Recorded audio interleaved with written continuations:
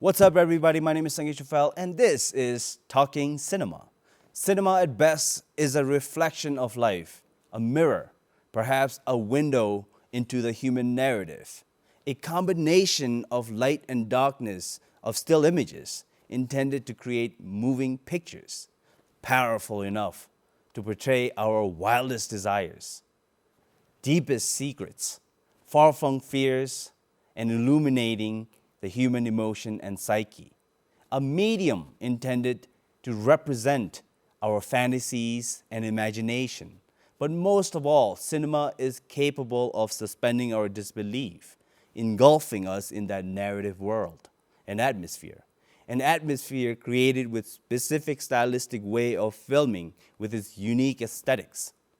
Although unbounded to any specific genres, the Americans have their Western spaghetti, the Russians their Soviet montage, the Germans their expressionism, the Italians their neorealism, the French their noir, and the Japanese with what I like to call aesthetic consciousness, and of course the Indians with that Bollywood style of filmmaking that is so familiar with us Bhutanese. And on that note, let me introduce my guest. She is a prominent filmmaker within Bhutan, paving the way into a specific stylistic way of filming known as Buddhist Noir.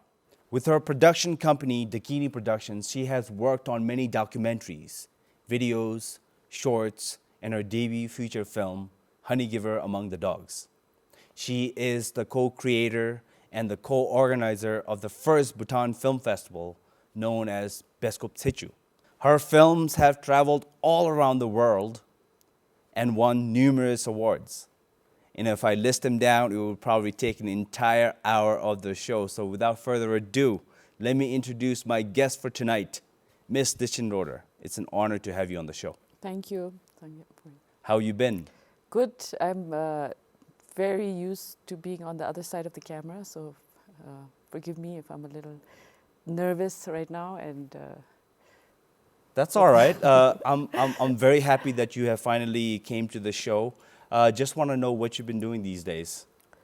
Yeah, many different small things. Doing what we started during the pandemic. I started doing these small storytelling videos where we were trying to encourage children. At that time when schools were closed last year, so encourage children or just promote reading and learning in children. And it started off as a small thing I was doing with my own child and my mother. And then sort of that grew into this much bigger project called the Bhutan Storytelling Series. So that's been I'm still working on that, still have some shoots planned next week. But then my feature film is also in development. It's been in development for a very long time. Your second feature film? Yes, second feature film. And that is also, I think, since 2018, we've been developing it. And I'm still working on the script. It's taken a lot of changes, but that's also been keeping me busy. Well, that's wonderful. It seems like you're a very busy woman. And first of all, congratulations on your child. I know you had a baby. Congratulations, a very, very busy woman. In lieu of the pandemic and how we consume cinema these days now, tell us a little bit more about this. So it was something that I thought of, but not clearly in this form, because we, like you said, we organize a film festival, and that has been happening for almost 10 years, although it's just been 3 editions. And with each film festival, we've had interesting short films and documentaries, Bhutanese ones, but ones that we are, so our festival was giving it a small platform, but I always felt that there had to be something beyond that, beyond just that festival screening. And we had considered how do we, get these films together and create sort of an archive. And I think that had always been sort of something brewing in my mind. But really with the pandemic and the theaters being closed and it sort of crystallized, okay, this is what we're going to do. We're going to start an OTT. So last year we launched Bescoputan.com, and it wasn't really this huge initiative because it's not like It's not an app. It's not like, you can watch thousands of movies. It's really just drawing from most of the films that we already had in our festival. So we already had the information, the sort of the narrative around those films, and making these films available to the general public. To the general public in Bhutan, but also outside. Sure. And I think that has been very important, although it's not like a big commercial thing. It's not like Netflix. It's more, I think I'm very proud that we have created sort of now this online archive of Bhutanese history. Which is very important. Yeah, it's very important. And now I'm just happy that that's there, that's out there. So we have like films by Bhutan's first filmmaker, Ugin Wangdi, his first documentaries, which didn't have a platform before. And I think now that it's there, it's the digital footprint has been made with, about Bhutanese history, Bhutanese cinema, about film history. So that is, I think, maybe the ultimate objective of Bescoputan, that we're just sort of creating this online history of Bhutanese cinema, a narrative of how Bhutanese cinema has started, how it's grown, how it's still growing. So we have, I think, 14 titles just now. Mostly shorts, documentaries, and again, all that came through Bescoputan, but also 2 features, my own and one called Lenja. So, well, now obviously considering what the world is going through with the pandemic, it has changed how we consume cinema, as I said before. Do you see this particular platform or platforms like this to be the future of how people would consume cinema? I think so, in the sense that, in Bhutan, we never really had a cinema culture. So we actually, as a society, are used to it. We were always watching movies just on the TV screens or with the VHS tapes. And I think the fact that we grew up without really this huge cinema culture, this fits in very well into our consciousness of what cinema is. And so we don't face that same problem that people bemoan that, oh, now no one's going to the cinemas anymore, no one's watching movies in the cinema. But I think in Bhutan actually we didn't have that. So this is our new, this is not completely new to us. So I think there's a lot of potential for OTT in Bhutan, and like even the ones that are coming up, I think they have huge potential and they have really good vision, like Samu, for example. I think is going to be, it seems like there's a lot of promise there and it's going to be big. And I think Bhutan needs that in a way. We need our own OTT and our own, not necessarily our own OTT, but just a different platform where so many things can, so many opportunities for different types of films can come out. And it gives a variety of options as well for the viewers and for the audience. Yeah, I think that's very important, choice. And I think that's something that we didn't have so much of in Bhutan before. If you think about the cinemas, that's also why we started Bescoputan, the film festival, because we thought there's so many other types of films besides the ones we see in the theater halls or on BBS, and so that was why we started the festival, just to give like a choice to the audiences, but also not to, before choice is even to begin with awareness. We're trying to show audiences that there are different types of films. So it's a form of education in itself. Yes, although I don't like to use the word education because I don't like, I mean it is, but I don't like to think that we're sort of this tops down trying to do this thing that, oh, this is a good film. Yeah, it's kind of, it's not saying this is a good film, this is a bad film, this is how you should appreciate film. I think what more it's saying, this is another type of film. This is like another way you can make films. This is another way you can tell stories. So it's more just showing an alternative or different way of approaching storytelling. Again, not like this educational thing, like this is how you make a film. Not in a very orthodox type of teaching. No. Yeah, so somehow I don't like to say that that's, like I don't like the word education for this particular context. But I'm a huge fan of this, just the entire cinema experience, in the sense that you go to a theater, you watch it on a big screen amongst many other people, and you experience a particular story or that narrative. This sort of takes it away from. What's your take on it? No, I mean, I also love going to the cinema, but I think that's also the age difference between you and I, because I hardly went as a, until I was maybe in my above 18, So growing up, I had very few cinema experiences, the ones that I can clearly remember. Just maybe 3 times I went to the cinema to watch a film on the big thing. So of course that experience, like you said, is really important. And of course, later in my adult life, I loved going to the cinema, and I still do. But I do feel that it's not, like that experience should continue. And I'm not saying that we don't need that, but I'm saying it's not that the new ways of experiencing cinema are bad. Okay. I just think, again, it goes back to there's many different ways. Having the options. Yeah. Hey, you go to the theater. Hopefully once the situation improves with our second jab and the entire world, getting back to somewhat of a normal, people might experience that cinema type of feel. Now, obviously, it took you a while to experience cinema till the age of 18. What got you into films and cinema? Again, I think it wasn't, there's this, so I'm not that filmmaker who has that one defining moment that, this is how I really want to, pursue my life dream. So it was more, I think growing up again, that time in Bhutan, there was no Bhutanese cinema, when I grew up.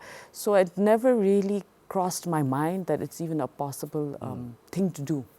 I liked watching movies, and of course that time we were just watching on the VHS tapes, but it never was something that, this could be a possible, like vocation, a possible craft.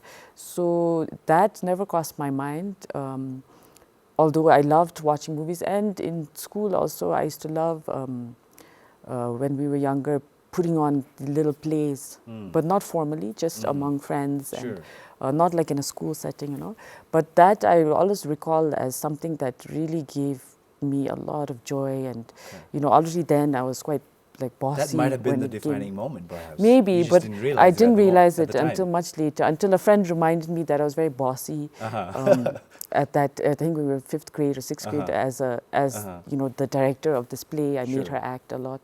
But so I think growing up, I didn't have that thing, but and I also had this idea that we have to do something very noble and like contributing to society. So it was this much more conventional way that, I have to do this. So I actually tried to start to do. I did pre-medicine in college. Pre-med, so that thinking of the track of maybe I'd become a doctor or to go more into the sciences.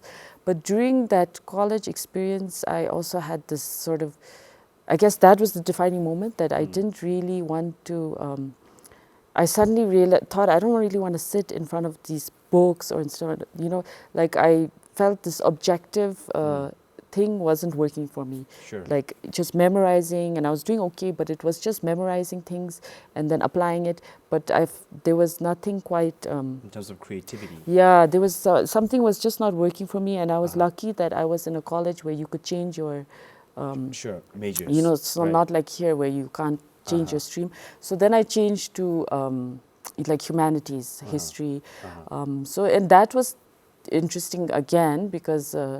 Again, it wasn't film, but during that, I really felt like, okay, this is film, because again, it was the same thing. I was doing a lot of research, writing history papers, and then suddenly I remember having this moment that I've written this much of a history thesis paper about this much research on so-and-so's story and life, and all of that work, all of that research, all of that ways that I've written is going to be seen by one person, which is my professor, and I'm going to get a grade, and then it's done. So that, I guess, was the defining moment that I thought I can't do this kind of work. I need to do something where I am going to be creative and also have other viewers, or so that where it was beyond the professor. Like I want my work to be. I want the efforts to be open, people, right? to connect with many more people than just one person. That's what sort of took me into film.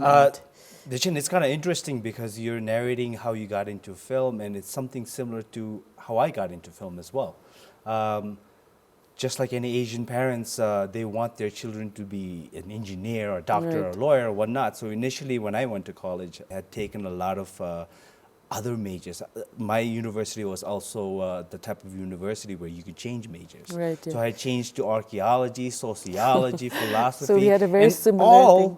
all influenced by films, basically. I had changed my major to archaeology because one of my favorite films was Indiana Jones. And he was an archaeologist, and I thought it was the coolest thing. But the reality, when you face the reality of it, there's a lot of reading that you need to do, and it wasn't that creative aspect of it. It was only later on when I took my media class where one of the prerequisites was Film 101. So in Okay. that class, what the professor did was it was a 5-hour class. They showed films for like 3 hours, and then we would discuss films for 2 hours, which I was already doing with my friends in my spare time. Yeah. So I thought it was one of the best classes and the easiest classes. So, and I wasn't a really good student, so I thought that type of class would probably get me by college fairly And you would easy. enjoy it, yeah. And little did I know that that one particular class sort of set me in motion in getting a film major. And that's how it sort of worked out in that sense. Quite interesting. Yeah, it's a very similar trajectory of like moving into film sort of slowly and almost slyly, you know, like. But now let's talk about your stylistic way of filming. So how did that happen? I mean, the transition to, okay, the noir style, let's say, right? Okay, so I think this noir style is not necessarily like in all my film, in all my work. It was much more in the feature film. And I guess, and I think again that because I've made a lot of documentaries and 3 short films, and those could not be called noir. Right. So it was more the stylistic choice and thematic choice for my feature to use this noir elements. But again, it was not very conscious, like, okay, I want to make like a more noir film.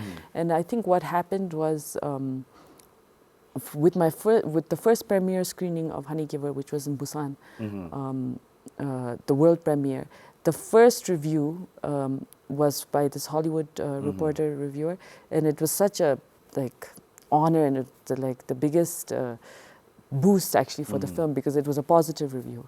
Because once the first review comes out, the others follow, and that's Right. already set the thing. So I was very nervous, It's a but yeah, trickle-down effect type of yeah. thing, So it was the first review, and it was such a positive review, and he coined the word Buddhist Noir. Buddhist noir, right. And that I felt was so fitting, because that's something I felt I had, of course, subconsciously done, but I hadn't thought of it as that, you know. So sort of that came on later.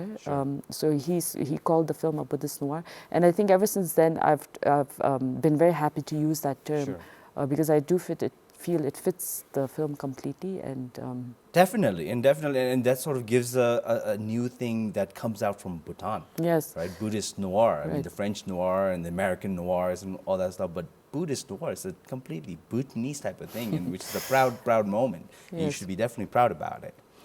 But and the themes of your shorts or your features usually have to do with Buddhist myths. at least the last two, my last feature and my last short film was the last short film was Losum Chisum. So it's again using some Buddhist ideas and concepts. But I think both these films, they do have to do with Buddhism, of course, but I think not in that literal, obvious way that, oh, I'm going It's to tell subtle, a Buddhist story. right. It's more using, it's subtle, and it's more using these Buddhist concepts and sort of exploring them more. Sure. Not just Sure. saying like, not reflecting directly Sure. what the concepts are, but instead of maybe playing a little bit with them or just asking questions a little bit.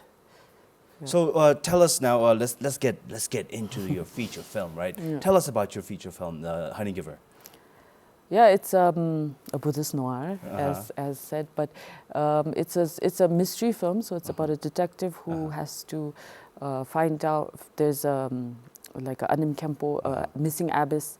Abbess is missing, and he has to find out.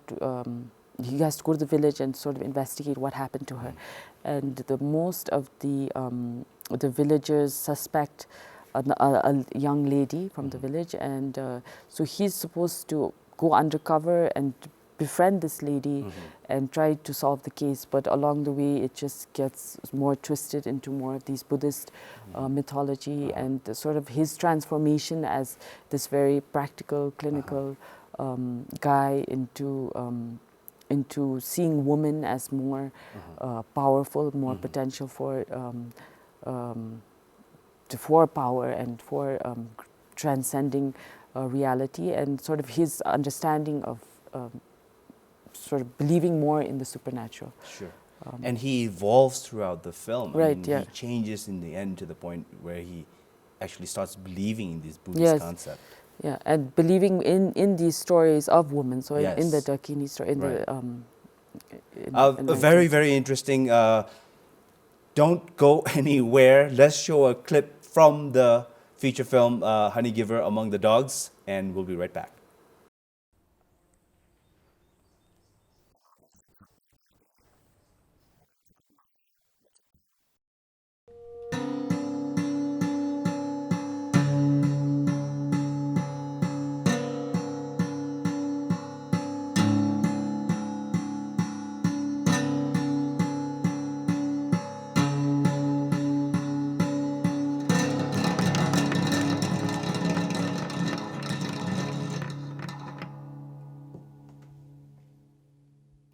A very noir sense and stylistic way of how the film functions. And the film just reminds me of the American classics, American noir, basically.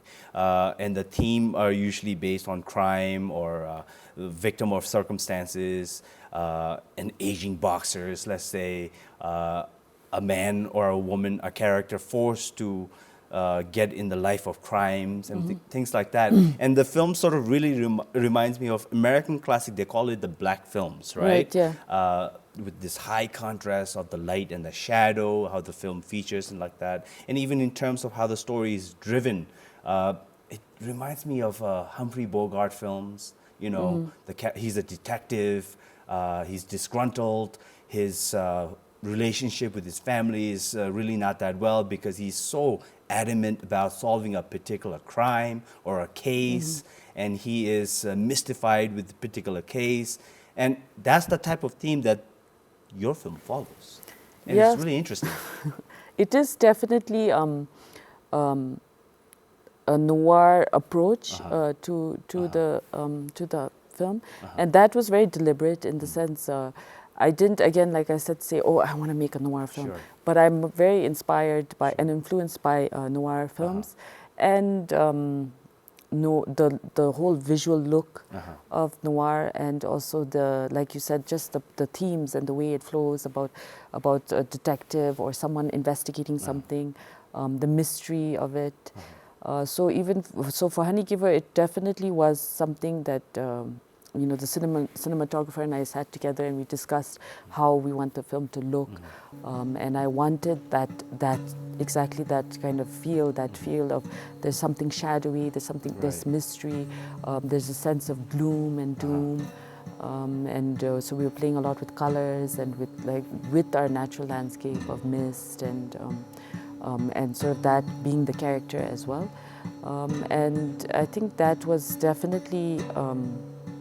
Not only films, but I also really like detective stories, books.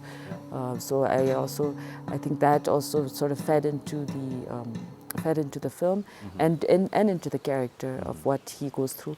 But of course, I didn't want to take the full package of noir, you know, where there's the femme fatale who sort of tricks him and all. But I wanted to play with that concept. So she does sort of lead There's him elements along. Yes. of that. Yes. Yes. But where she doesn't. And one thing that I've always felt with noir, at least the classic noirs, which I definitely didn't want to do with my film, is that by the end it's always twisted and sometimes everyone's bad. Yeah. And everyone sort of has this.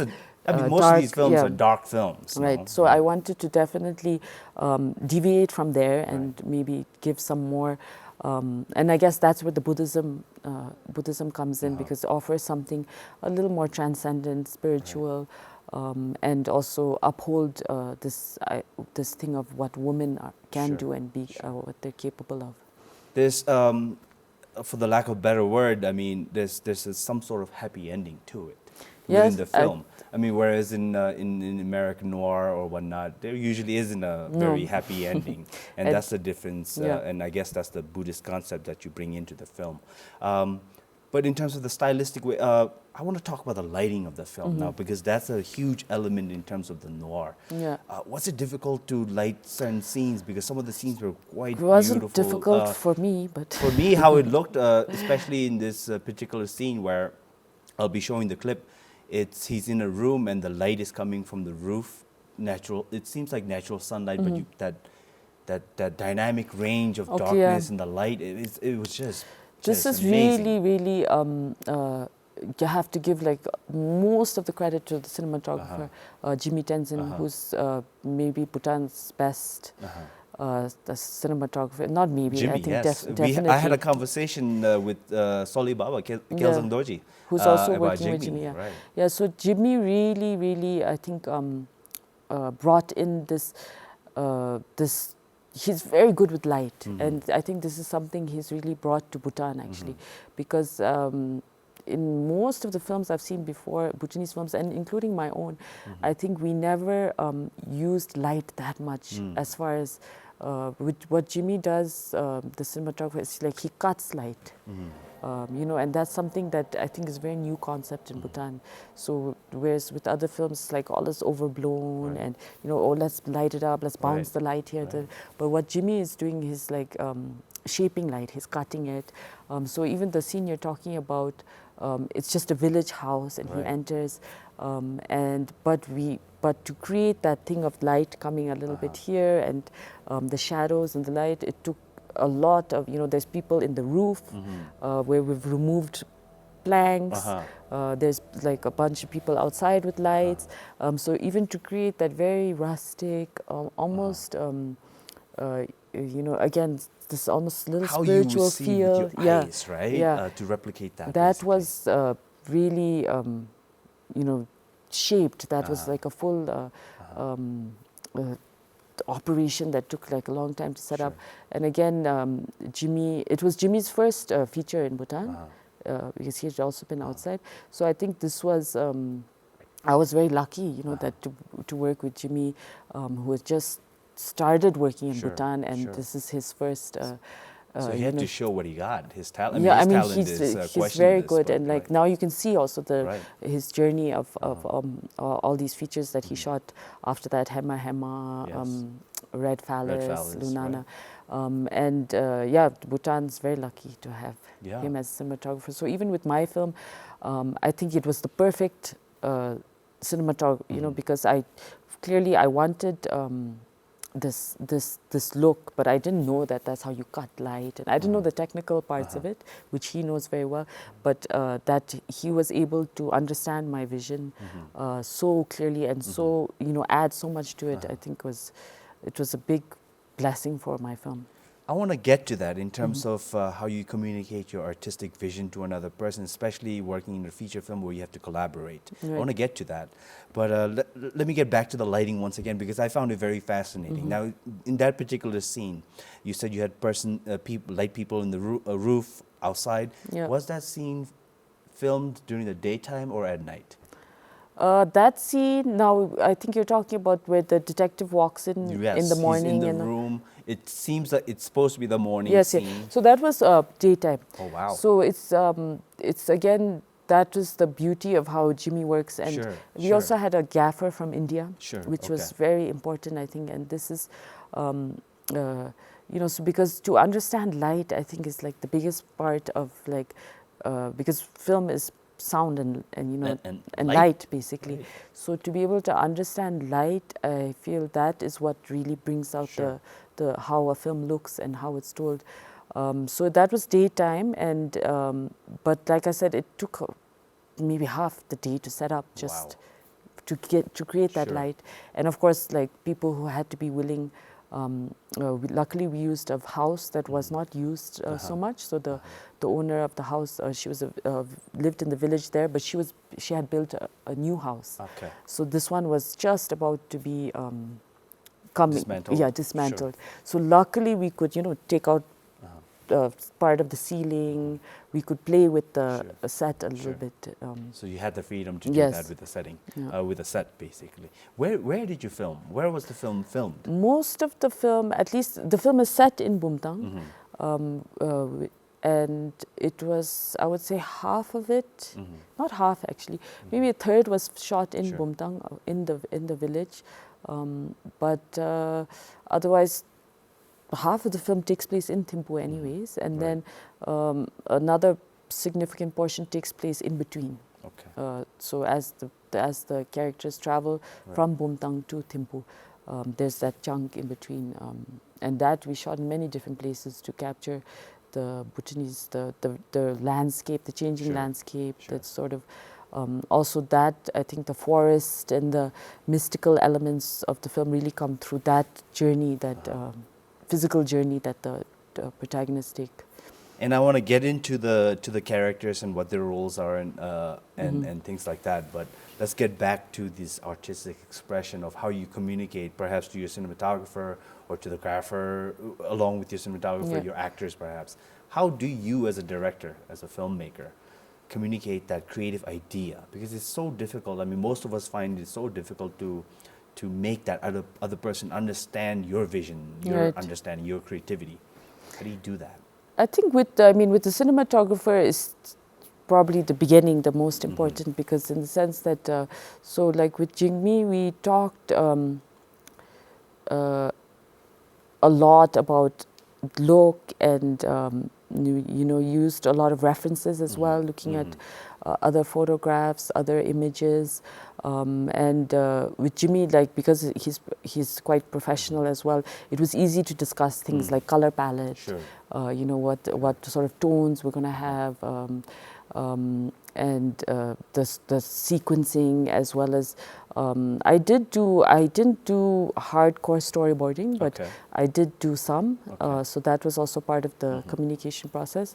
But yeah, I think what was important is that with Jigme, we also did a lot of the location location hunting, scouting together. Okay, yeah. Recce, So right. where he could see also what how the light comes, how the in the different that seems locations. to be like a trait for most good cinematographers. Right. They don't like to film or do anything without even yes, before location scouting. And it is very standard practice outside of Bhutan. Yes. So even like, it was great here because Jimmy and I both are here Bhutanese, we live here.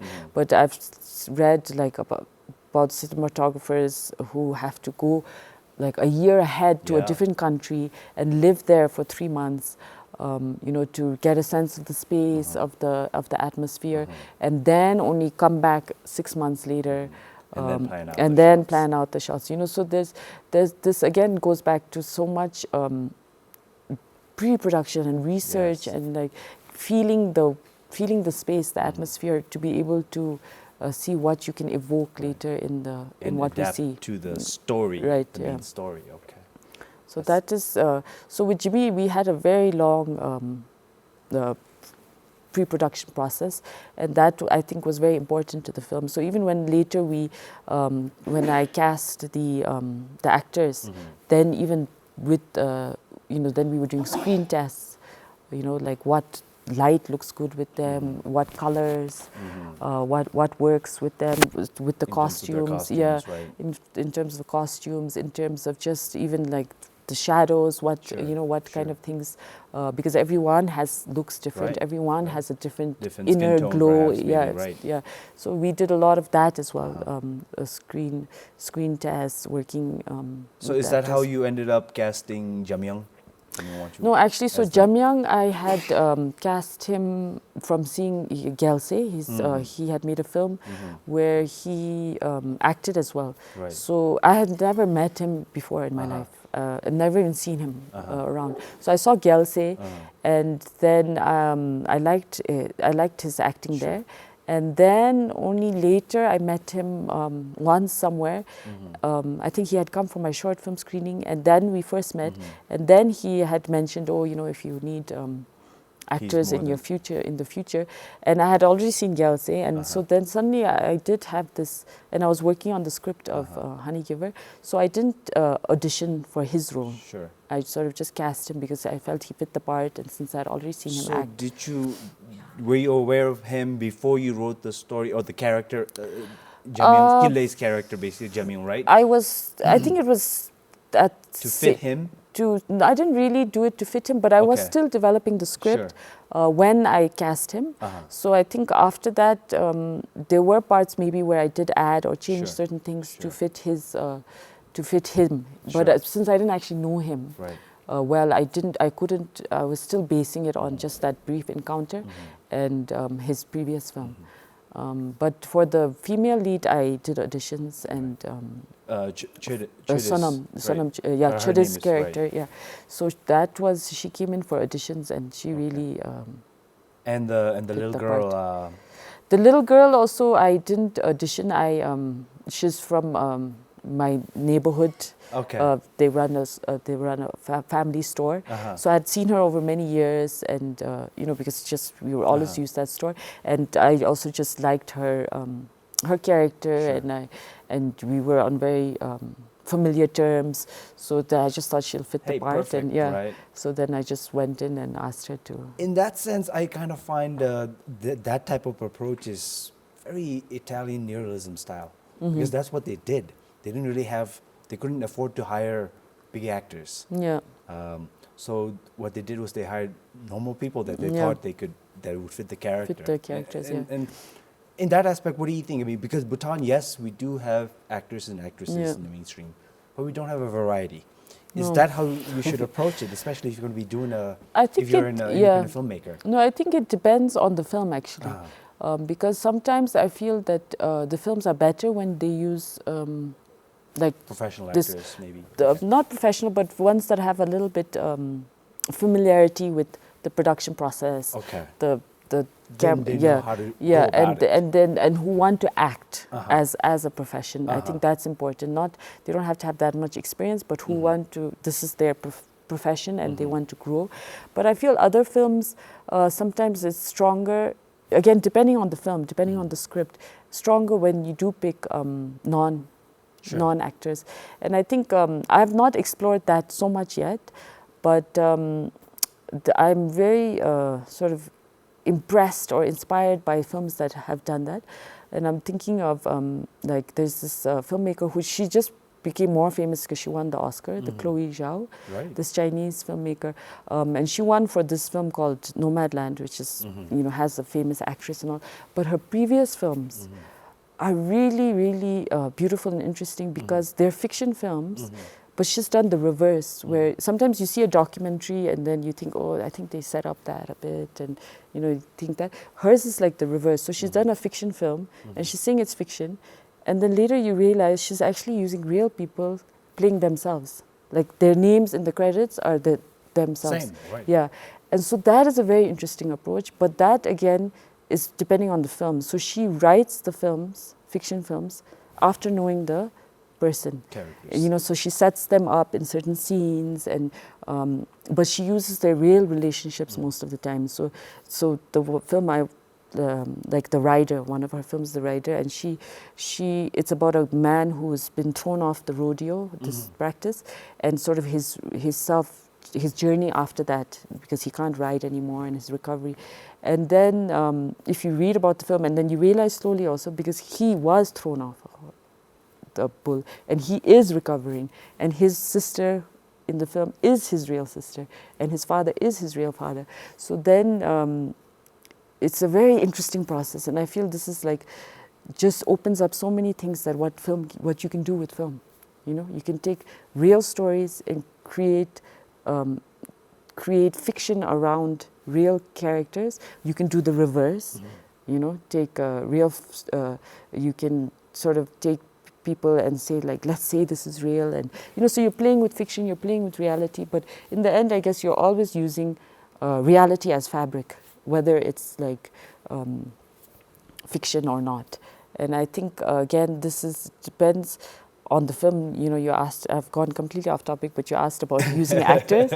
But I think for my next film, I do want to use more, because of the characters and because of the certain skills that they have to have, I can't just pick somebody, who's not had, let's see, it can be a non-actor, but they have to have certain skills. Characteristics to the character that you've developed, basically. Yeah. Okay. So I think it always depends on the film, what works as far as acting, professional actors, non-professional. But it's interesting that you mentioned Nomadland. It's definitely, just recently, it's won on the Golden Globe. Asian director, first of all, making American films in the American Midwest or the Western, telling documentary style of feature fiction film. Yeah, in a very strange unique way. approach she has. And I've mentioned this in previous episodes, how cinema it's got an open future. So it's just up to you to sort of take in whatever perspective that you want to do and tell a story, as long as you have the desire to tell the story. What is that? I mean, okay, Nomadland, first Asian female director to win an award, especially in the Western cinema world. What does that mean for you as a female Asian I think director as well? It's huge, I think, and I for me it was. I love Chloe Zhao. She's younger than me, but she's still like a big inspiration. And I think watching her films also, and seeing exactly like you said, she's from China. She's not Chinese American. She's actually Chinese, and she just sort of connected with this Midwestern cultures. So her first film is more in Native American communities, and like you said, it just opens up so much to do with film. And I think this is big for me, not so much like, as a woman, but just that for her approach and for her being able to sort of show that film is not about necessarily where you're coming from, but it's where you connect. Sure. And I think this is like something that I had to, like watching her films and now seeing her win the Oscars was a very good reminder to me of, because I feel like with my first feature film and sort of the journey after that, I sort of went a different way with film, thinking like, it has to be like this, and we have to keep it very professional, rigid, strict. Okay. The hierarchy of how the process, the film process. And with my first feature, I didn't enjoy the process so much as I had with like all my shorts, as all my previous productions. And I think what happened was, because I felt I have to prove something and it has to be really professional and it has to follow all these film process things, and then I have to get into this festival, and from there it has. I had this whole map in my mind that I had sort of built based on surrounding, the environment of what we think film is and what it's supposed to be. And I think there along the way I lost my way a bit. Sure. So after Honey Give was out, I did have this like moments where I think, do I want to do film anymore? Because I didn't enjoy that so much. Because it's hard work. Yeah, it's hard work, and it's no longer, I don't know, the way I took the Honey Giver production, it was no longer, now to go back to Chloe Zhao, that connection was not there during the shooting so much. And I feel that seeing her films after Honey Giver, helped me come back to what I wanted to do with film, because for me it's like so much about connecting. Sure. And as you had mentioned in connecting, the beginning. Connecting, and not necessarily with audiences, but even with the subject matter, with the locations, with the world. Sure. And I think that was something I sort of got a little lost in with Honey Giver. So with my next feature, I definitely want to take more like the Chloe Zhao approach of like what you're doing with film is you're not just making like this thing that's going to be like on a USB stick later, but you're like opening a whole world of connection, and it's like a personal journey as a filmmaker, and it's not going to be seen in the film necessarily, but to remember that as being the most important for me as a filmmaker.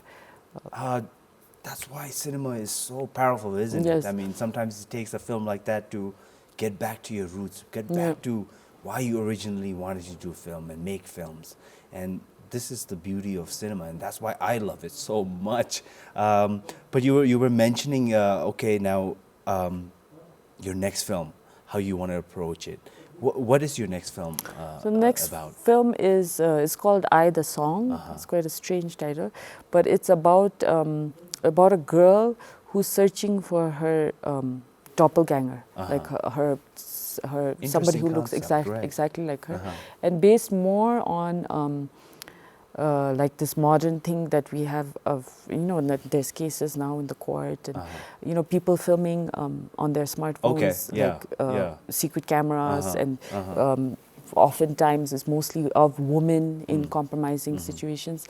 And something that has really grown in Bhutan the last 10, 20 years, I think when smartphones came in, you know. So it's set actually about 15 years ago, when people were getting more and more into smartphones and into filming, into the secret filming of people without their consent, and then sharing it. So it sort of comes from that time and that culture of a woman who's filmed in a compromising situation, and it's a case of a misidentity. Yes, so it looks exactly like her, and so she wants to prove to the world that it's not her. But everybody's convinced that it's her. And also, it's not like the girl in the video is in any case doing anything wrong. It's actually sort of twisting the focus of, because usually, at least before, when these videos come out, nobody used to think like, who did that? Like, who filmed that? They all think, oh my God, what is she doing? You know, so just trying to reverse that and put the mirror back onto the person who you can say is the perpetrator, you know, like who's done the wrong, and these women or whoever's in the video are actually victims. And I think that is not something that society everywhere thinks of immediately, that the person in the video is actually a victim rather than looked to be made fun of or looked down upon. So that film is about that, of a girl who wants to find the person in the video because it looks exactly like her, and sort of her own journey of coming to terms with who she is and also who that girl is. So it has a lot to do with, I mean, it's within the context of what's happening now, the modern context, with smart technologies, with privacy even perhaps, or even with being watched. Yeah, I mean, that's a huge concept within the modern context all over the world. Being watched all the time, CCTV, somebody filming. Very interesting. What inspired that? Obviously, you mentioned, yes, it was at the time when this I was think a new thing. It was like few things that inspired. I mean, the other theme of my new film is also to do with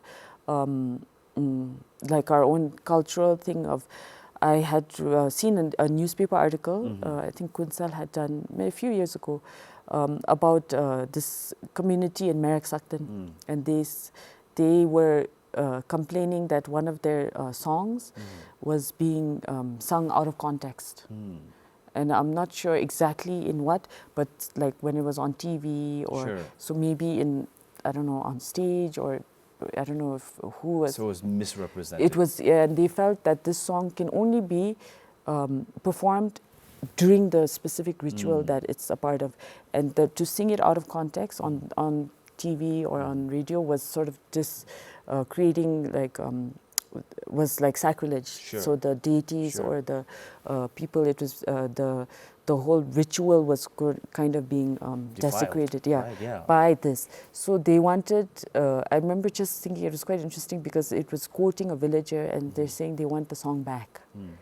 And I found that part such a strange, a strange thing to say, because how can you bring a song back? You know, because it's gone too far, and is there a way to bring the song back? So that part I found very inspiring, and I wanted to do something about that with the film. And then I also had this thing with two cases of that, like personal to me, that friends who were involved in these video kind of things. One which was a mistaken identity thing, and she didn't know what to do. Another one who had some photographs, I think compromising photographs, sort of distributed, and sort of the thing that she went through after that, the sense of I think she just felt so watched, like Sure. you said, and so Sure. exposed. Sure. And she was really, both of them were victims in their own way. And somehow I felt the Merrick Suckton story and the song being taken, as And well as these wanting it girls, back, yeah, right. and these private experiences being taken, and sort of there being no control anymore about what is sacred, what is private. I somehow felt a connection between Sure. these themes. They So have a bit of a similar theme within yeah, that, so right? it is a bit stretched. Like some people are like, wow, that doesn't make much sense. But I'm It trying makes to sense like to me. trying to put them together and in one film. Uh-huh. These two concepts of like theft in a way. Sure. Of, Fascinating. It's just fascinating. Wow. And like you said before, obviously, when you make a film, you need to connect. Obviously, you need to go through a journey, and it almost sounds like a very personal thing because it happened within your group, Right. friend group circle of group within amongst your friend. Are most of your films gonna, from here on out, obviously be something like that? Yeah, I think always. Sure. Like I think I've been lucky in that. This is what I was telling, like a script, I had gotten a script feedback from someone outside, and they're saying, can this character really exist? And I was like, maybe I was a little lazy because I just based it on someone I know, you know. So I've been lucky in that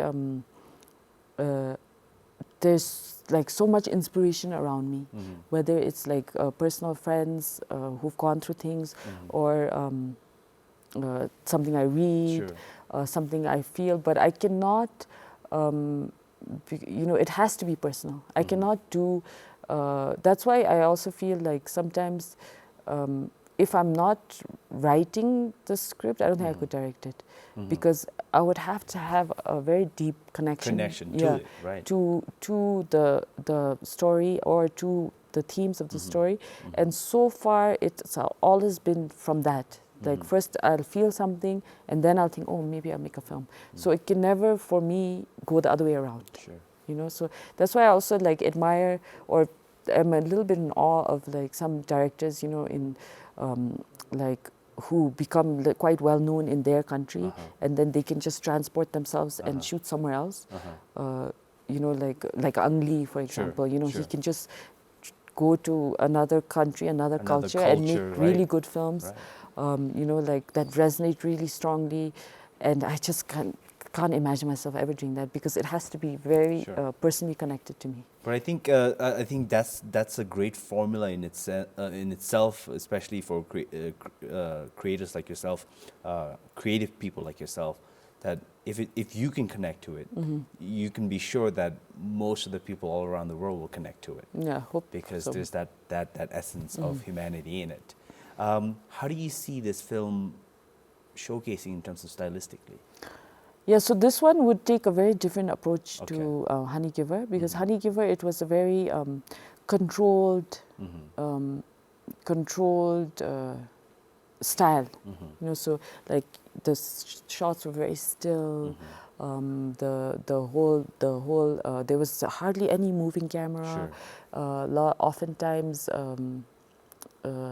like this, it was very set up. It was very. It was very pre-planned in a sense. controlled. You knew how the sequence would Yes, flow. exactly. And then every shot, every scene was very well set up with the light, and so it was also with that there also means limitations on a movement later. Right. You know, so all the actors really had to be well blocked. Stage direction, they couldn't like Yes. move too far out. Also, if I suddenly thought, oh, let's do a wide shot, suddenly it was impossible because the setup was for that particular maybe area of it. And so because the setup was made to look so great within that, and that fit the film. So for my next one, because it's a lot about music as well, and about sort of this thing of improvisation, I think it's going to be a completely different style. So I would like to focus less on setup but performances, because I would like more improvised characters and performances. Organic flow. Yeah, of the and so even all the music that will be in the film will be live I mean, will be recorded as is. So that's why I'm saying that even the actors actually have to know how to perform music, Right. yeah, because I don't want it to be later lip synced or so. I want to dubbed over. Yeah, I want to really try to with the next film capture more these experiences, and to focus less on look, and to focus more on performance and the moment. So, okay, the way I'm picturing it or how I see it is, it's a documentary style music video. Is that Could somewhat correct? Because be- you have that freedom of going everywhere, especially in terms of music video, Yeah. right? I think I mean it's not really music video because Okay. it's not going to have like when I think music video, I think of like these Breaking all the rules of yeah, cinema. and like a lot of cuts Uh-huh, and uh-huh. effects and all. It's not like that at all. It's still going to be stylized. Sure, I sure. think we'll still. I hope to still, use light Sure. as an element, but colors of lights Sure. and. But I'm just thinking more. It'll be more moving, more dynamic. There'll be more moving camera. There'll be more moments of improvisation where we don't know where we're going to move sometimes, or even where we're not quite sure exactly what the actor is going to say. So where I want to play a little more with improvisation to give more space to what could happen in that frame, rather than setting up everything.